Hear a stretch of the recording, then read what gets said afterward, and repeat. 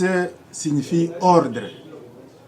Police signifie ordre et règlement établi dans un État, dans une ville, dans une société quelconque, pour ceux qui regardent la sécurité, la tranquillité au regard de la population.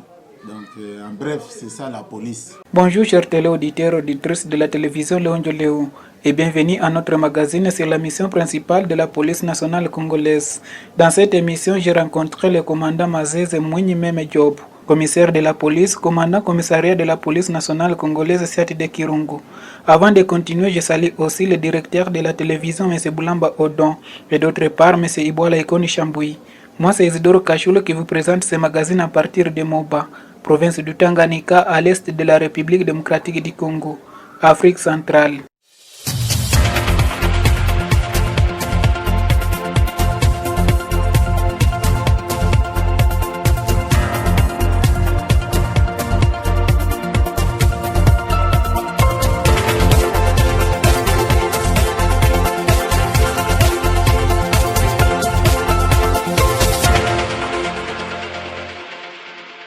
La police nationale congolaise Siati de Kirungu en territoire de Moba a appelé la population d'intensifier la collaboration avec la police nationale congolaise dans toutes les questions concernant des infractions civiles.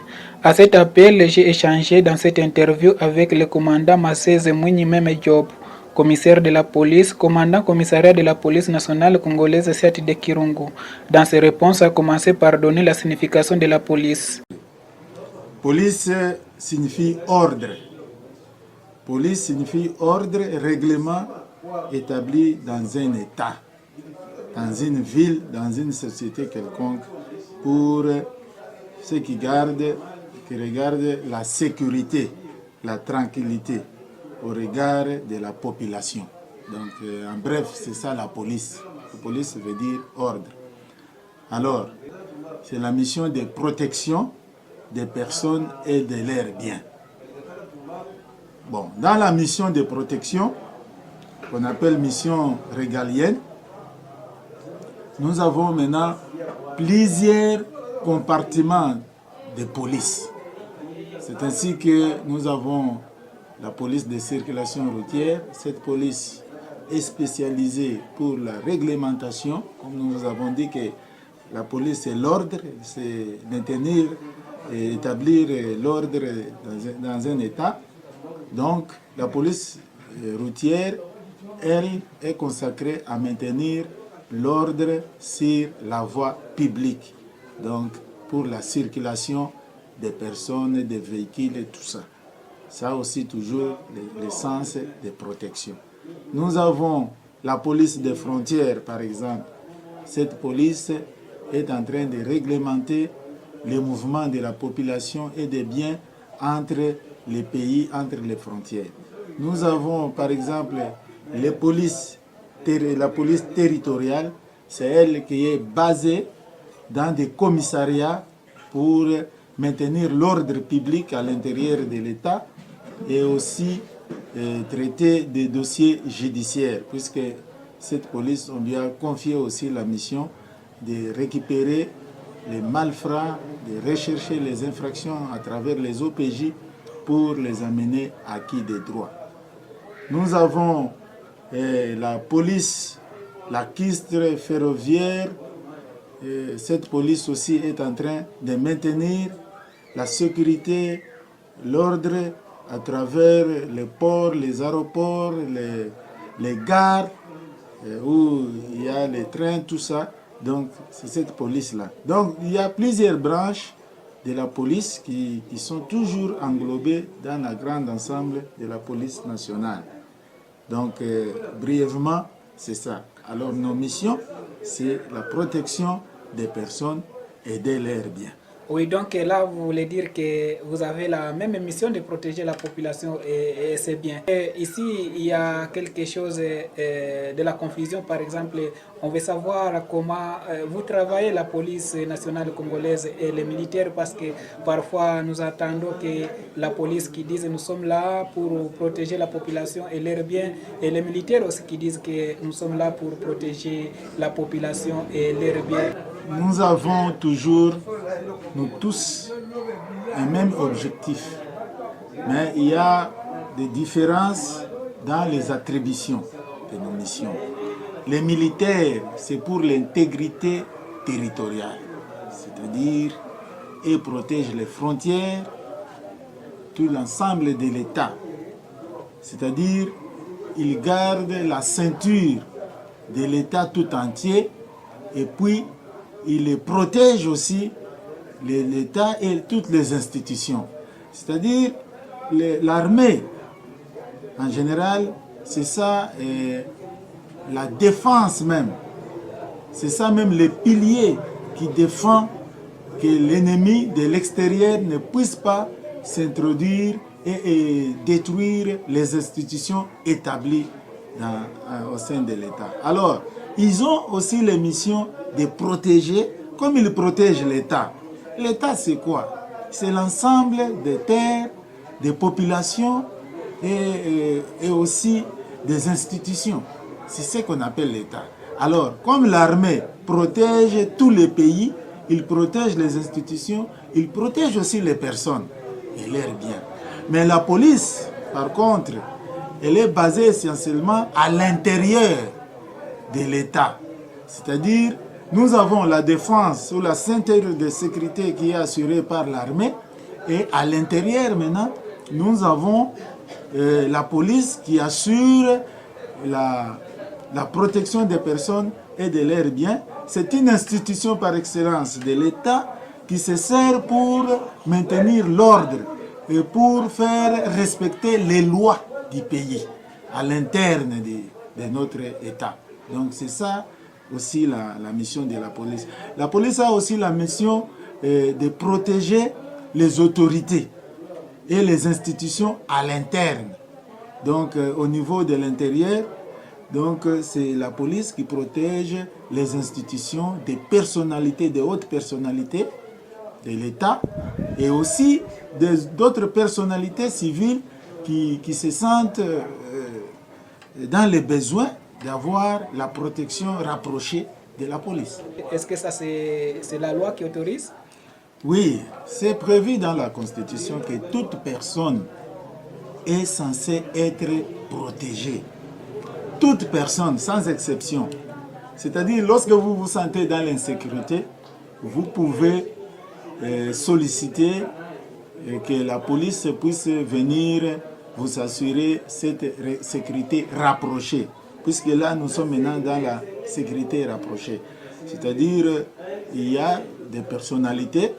Si tu trouves que non, il faut que j'aie des policiers autour de ma maison pour me protéger, puisque la menace s'avère assez grande.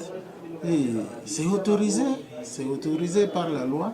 Vous pouvez écrire acquis des droits, vous demandez à la police, oui, il y a des conditions à remplir pour avoir cette police auprès de vous ou avoir un garde du corps, c'est autorisé. Par exemple, quelles conditions qu'il faut remplir pour avoir cette police dans le milieu privé? Oui, dans le milieu privé, il y a d'abord de l'argent à payer. Il y a de l'argent à payer, puisque vous n'allez pas prendre la police comme ça sans donner une caution. Donc il y a de l'argent à payer. Vous devez prendre en charge ces policiers qui sont autour de vous. Vous devez régler cette caution avec la haute hiérarchie. Vous êtes autorisé que vous soyez protégé d'une manière particulière. Alors à ce moment-là, vous écrivez. Lorsque vous écrivez à l'autorité et on voit dans quelles conditions on peut vous octroyer des policiers pour vous sécuriser, à ce moment-là, on peut vous donner des conseils. Mais je vous dis en général, toute personne qui se sent capable d'être protégée peut solliciter la police et remplir les conditions requises.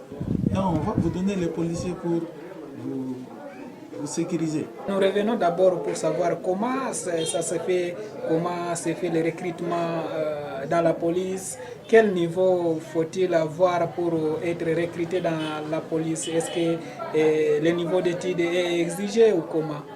Oui, au moment des recrutements, il y a